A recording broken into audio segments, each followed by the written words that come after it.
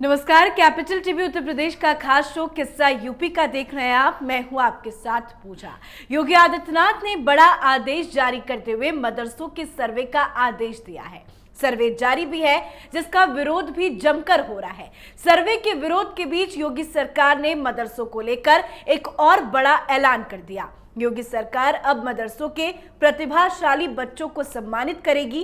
किताबों के लिए खाते में पैसे भी देगी सरकार। तो सर्वे विवाद के बीच ये फैसला कितना अहम है, आज इसी पर चर्चा करेंगे।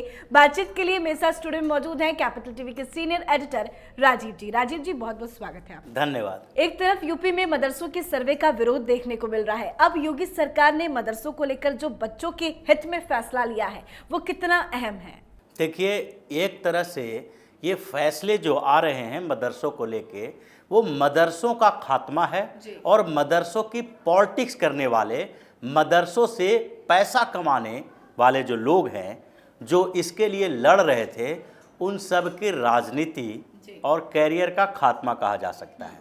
जिस तरीके से सर्वे के फैसले आए, योगी आदित्यनाथ ने जो फैसला दिया कि 1 महीने के अंदर सर्वे हो जाएंगे, और सर्वे जो होने लगे हैं तो उस बीच कई लोगों ने काफ़ी विरोध किया। ऐसा लगा कि मदरसों को अब ढहा दिया जाएगा, ख़त्म कर दिया जाएगा। ये दोनों के बीच की बात थी कि योगी ने 2 तरह की प्लानिंग की थी। एक तो मदरसे जो कि सरकारी लिस्ट में हैं, जिसको सरकार अनुदान दे रही है, लेकिन वो कितने हैं? 550 मदरसे हैं। 550 मदरसों को सरकार अनुदान दे रही है, यानी सरकार के लिस्ट में वो है। लेकिन अगर जो अनऑफिशियल आंकड़े हैं उसके अनुसार 16,000 मदरसे उत्तर प्रदेश में चल रहे हैं, तो उसमें से 15,500 जो मदरसे हैं उसके लिए क्या किया जाना चाहिए?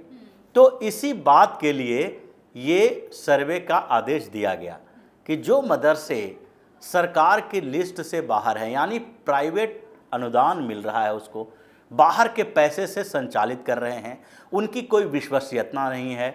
विश्वसनीय होने के अलावा उसको जो फंडिंग मिल रही है, तो क्या पढ़ाया जा रहा है इसकी जानकारी भी सरकार के पास नहीं है।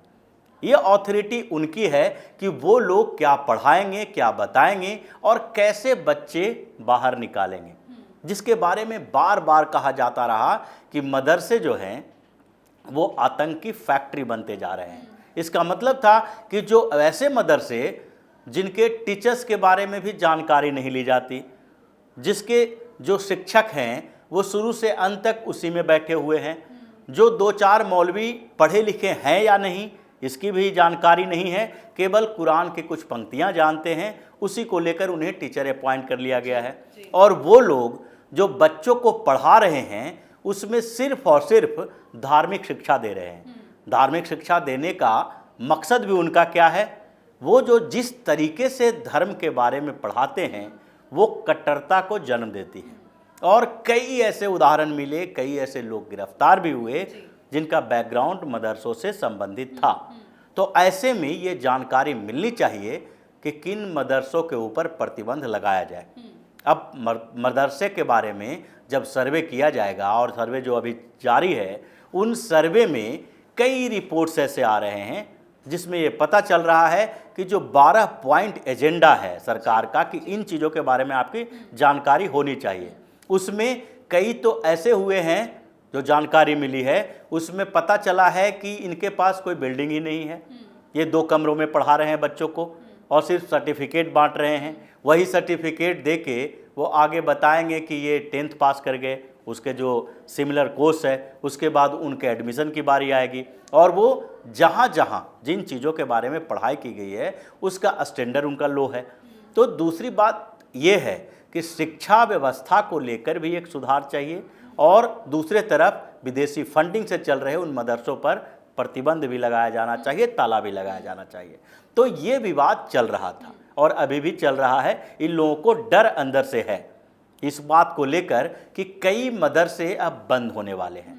लेकिन इस बीच एक और बड़ा फैसला आया, और वो फैसला आया कि भाई कुछ मदरसे बंद होंगे तो जो मदरसे अभी रहेंगे उनके लिए कुछ व्यवस्थाएं की जाए, और इसलिए 14 करोड़ रुपए का फंड जारी किया गया कि उन बच्चों की क्या गलती है जो सरकारी अनुदान वाले मदरसे में पढ़ रहे हैं। अगर सरकार ने उन्हें अनुदान देने का फैसला किया है और सरकार के नियंत्रण में वो हैं, तो फिर उनको और सुविधाएं दी जानी चाहिए।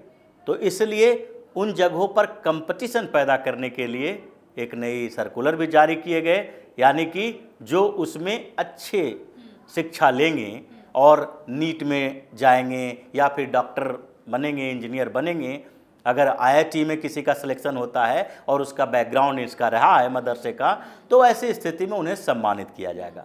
दूसरी तरफ किताबों के लिए पैसे दिए जाएंगे, वो डायरेक्ट बेनिफिट ट्रांसफ़र के थ्रू दिए जाएंगे। उसमें मदरसा के प्रिंसिपल, टीचर, अथॉरिटी का कोई लेना देना नहीं है। जिन बच्चों को आपने रजिस्टर्ड किया है उन बच्चों के अकाउंट में पैसे जाएंगे।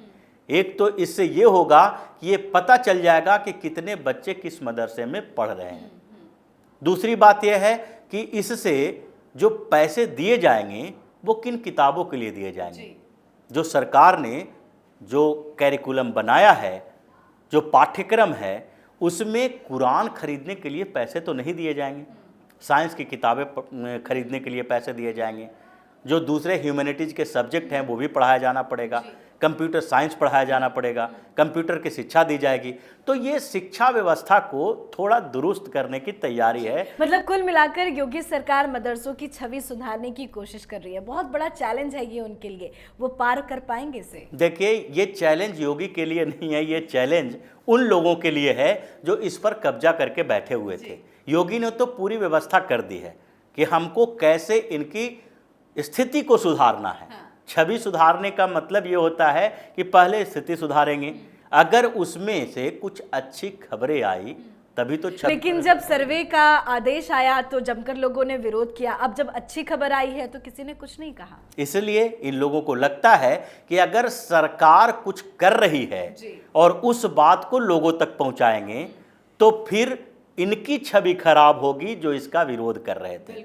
अब इनको इस बात पे चर्चा करनी चाहिए कि जो शुरुआती दौर से कह रहे थे कि मदरसों का सर्वे करवाया जाने का मतलब है मदरसों को पूरी तरह से बंद किया जाना। मदरसे तो पूरी तरह से बंद होंगे, इसमें कोई दो राय नहीं है, लेकिन उसका आधार दो तरह का होगा।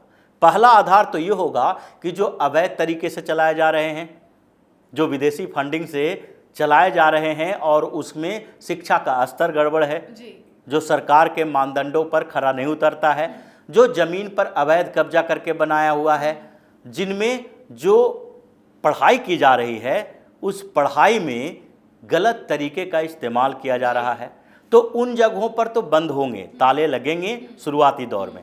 लेकिन दूसरे स्तर पर अगर देखा जाए तो सरकार फैसिलिटी प्रदान कर रही है। बिल्कुल। अब सरकार फैसिलिटी जिन मदरसों को दे रही है उसमें भी कुछ दूसरे नियम भी हैं।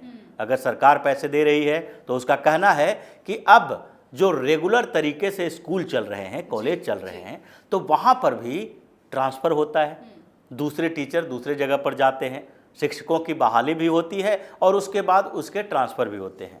तो ऐसी स्थिति में मदरसों को क्यों इससे अलग रखा जाए? उसके लिए कोई अथॉरिटी अलग से क्यों हो जो ये तय नहीं कर सके कि मदरसे में टीचर 25 साल तक एक ही जगह पर रहेंगे, या फिर मदरसे में जो टीचर अपॉइंट करने वाली बॉडी है जो अपॉइंट कर रही है वो सिर्फ और सिर्फ उसके प्रिंसिपल हैं, अपने आसपास के लोगों को, किसी जान पहचान वाले लोगों को उसके अंदर रख दिए, टीचर बना दिए। तो इस पर भी सरकार एक नियम बना रही है, कठोर नियम बनाएगी कि जो मदरसे हैं और जिसमें से 10-10 साल, 15-15 साल से वहाँ पर प्रिंसिपल बने हुए हैं, वहाँ पर टीचर बने हुए हैं, उन लोगों को दूसरे जगह पर भेजा जाएगा। और ये जब मदरसे सुधरने लगेंगे तो सबसे पहले बच्चों के बीच कंपटीशन पैदा होगा। गार्जियन ये सोचने पर मजबूर हो जाएंगे कि हमारे बच्चे भी वही पढ़ाई पढ़ रहे हैं जो दूसरे स्कूलों में पढ़ाई जा रही है, तो फिर दूसरे स्कूलों में जो दबाव नहीं है, बोझ नहीं है, वो इस बात का है कि आपको कुरान याद नहीं करना है। बिल्कुल। तो हमारे बच्चे पढ़ भी वही रहे हैं, उन्हीं चीज़ों को पढ़ाई कर रहे हैं, लेकिन उनके ऊपर अतिरिक्त दबाव एक कुरान पढ़ने का है। तो फिर वैसी जगह पर क्यों वही चीज़ पढ़ाएं जो कि दूसरे स्कूल में पढ़ाई जा रही है और वहाँ पर अच्छी व्यवस्था है, उससे जॉब मिलने की गारंटी ज़्यादा है।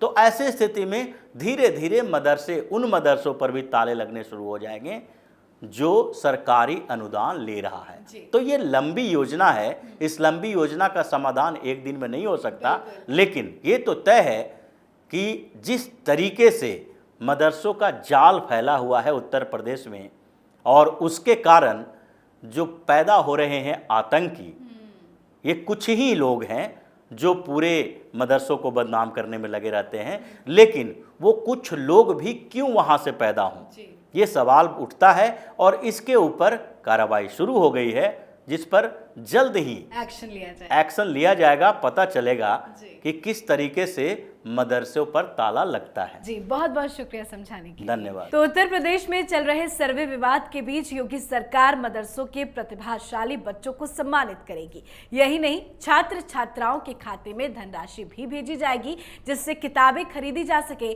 सरकार की कोशिश है कि बच्चों में उच्च शिक्षा के प्रति जागरूकता उत्पन्न हो और मदरसों के बच्चों में आगे बढ़ने और पढ़ने की प्रेरणा जगाई जा सके। योगी आदित्यनाथ की सरकार मदरसों में सुधार और आधुनिकीकरण की दिशा में है। ये फैसला कितना अहम है, कमेंट करके जरूर बताएं। कल एक बार फिर से एक नए किस्से के साथ हाजिर होंगे। देखते रहिए कैपिटल टीवी। नमस्कार।